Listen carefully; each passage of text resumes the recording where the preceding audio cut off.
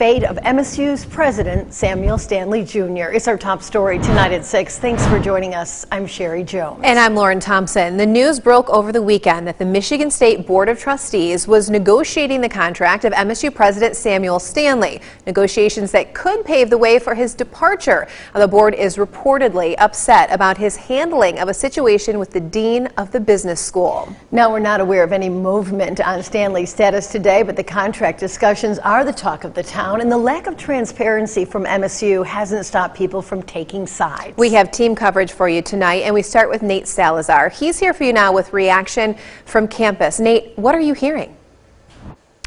Well, Sherry and Lauren, I was on campus today, and for the most part, students have no idea what is happening. Most are unaware of these contract negotiations, and those who are aware want some transparency from the Board of Trustees.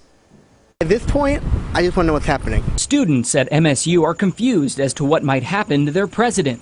After an article released yesterday by the Detroit Free Press stated through its sources that President Stanley must announce his resignation by Tuesday or possibly be fired. This ultimatum has since been deemed not factual by MSU officials, but they have confirmed that President Stanley and the board are discussing his contract, which is leaving students confused. We haven't heard anything about it yet. That's the craziest part. We've not heard anything about it. I think it'll be interesting to see where it does go, certainly because he's been such a staple around the community and everyone seems to enjoy him.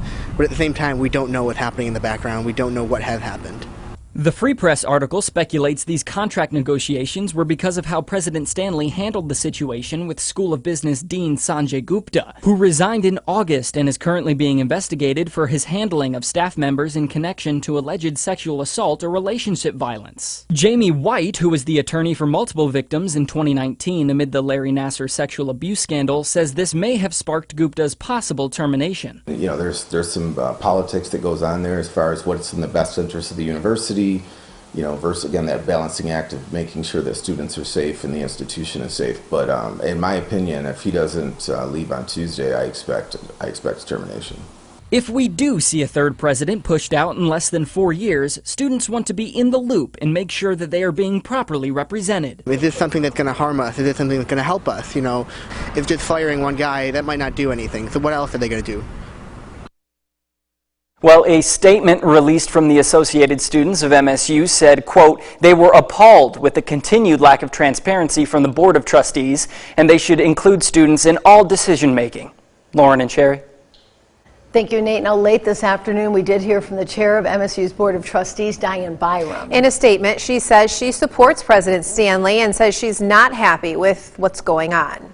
She said, quote, these actions do not represent how the board of an institution of higher education should act.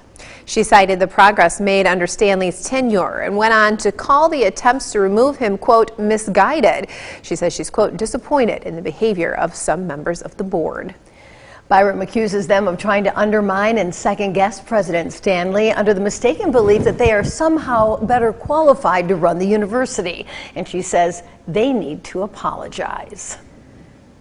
Well, the campus and the community are